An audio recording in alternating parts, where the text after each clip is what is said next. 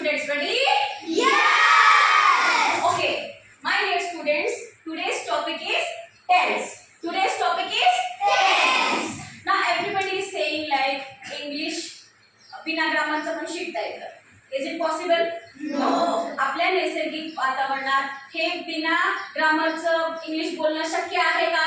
नाही. आपल्या नैसर्गिक वातावरणात कुठली भाषा बोलली जाते सगळ्यात जास्त सांगा बरं तुम्हाला? मराठी. तुम्ही उठता, बसता, झोपता कुठली भाषा वापरता घरामध्ये? मराठी. मग त्याच्यामध्ये इंग्लिश बिना ग्रामरचं शिकता येईल का आपल्याला? Not at all.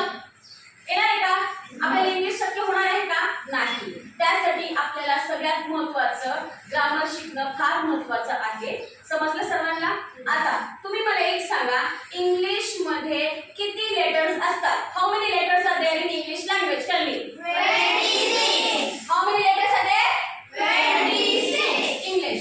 And in Marathi how many letters are there? Tell me. 48. In Marathi there are 48 letters. See here, 48 in Marathi. Now my dear students, everybody is saying Marathi खूप सोपं आहे आणि Marathi English लय अवघड आहे.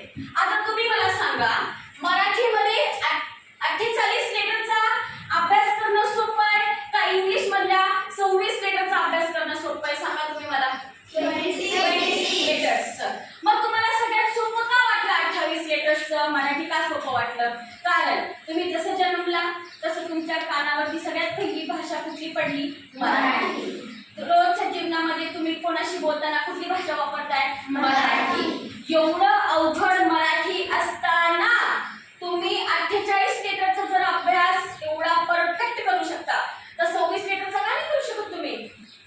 का नाही करू शकत? त्यासाठी English speaking is very easy. Only you have to learn how to speak English and for that grammar is very much essential because your environment is only Marathi.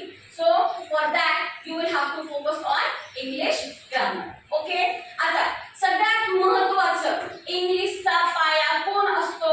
सगळ्यात महत्त्वाचा पाया कोणता आहे? टेन्स. सगळ्यात महत्त्वाचा पाया कोण आहे? टेन्स. आता सगळ्यांनी लक्ष द्या.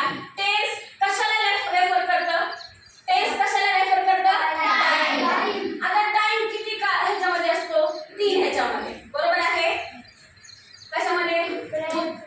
भूतकाळ, वर्तमान आणि भविष्यकाळ. म्हणून टेन्स पण 3च आहे. बरोबर आहे? आता मी तुम्हाला सगळ्यांना त्याची फॅमिली शिकवणार आहे. All of you see here. Tense नामक एक व्यक्ती होता. टेन्स हा आडनावाचा व्यक्ती होता. तो मोठा झाला, त्याच्या वडिलांनी लग्न लावून दिलं. लग्न लावल्यानंतर त्याला किती बाळ झाले? 3. त्याला किती लेकरं झाली? 3 लेकरं झाली. ती 3 लेकरं कोण होती?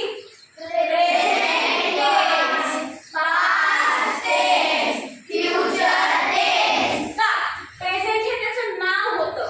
आडनाव काय होतं? टेन्स. सर्वांना समजलं? ठीक आहे. आता प्रेझेंट टेन्सची ही 3 लेकरं झाली. प्रेझेंट, पास्ट आणि फ्युचर.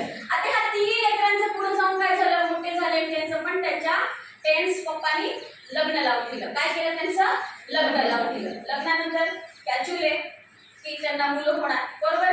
त्यांना मुलं किती झाली?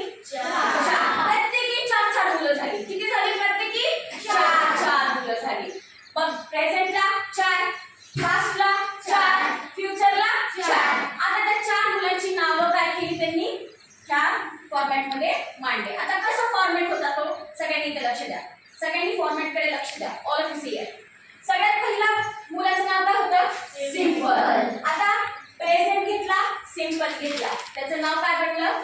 Simple present. सगळ्यात पहिल्या मुलाचं नाव काय झालं? Simple present tense. प्रेझेंट कोण आहे? त्याचा पप्पा आहे. बरोबर आहे? सिंपल त्या मुलाचं नाव आहे आणि टेन्स हे आडनाव आहे. बरोबर?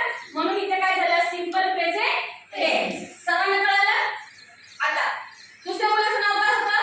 कंटिन्युअस. दुसऱ्या मुलाचं नाव काय होतं? Continuous. All this here. Continuous present tense. समजलं सगळ्यांना? कंटिन्युअस प्रेझेंट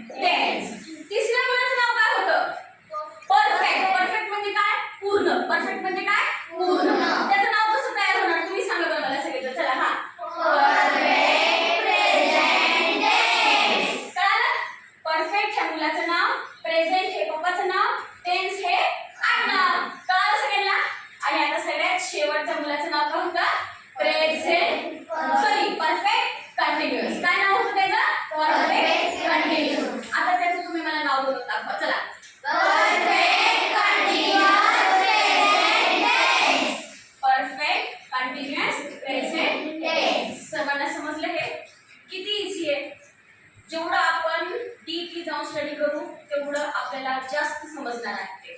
समजलं? हे जे फॅमिली आहे ना तीच प्रेझेंट टेन्सची फॅमिली झाली, आता हीच पास्ट टेन्सची पण फॅमिली, हीच फ्युचर टेन्सची फॅमिली. त्याच्यामध्ये कसं करणार आता इकडे बघ.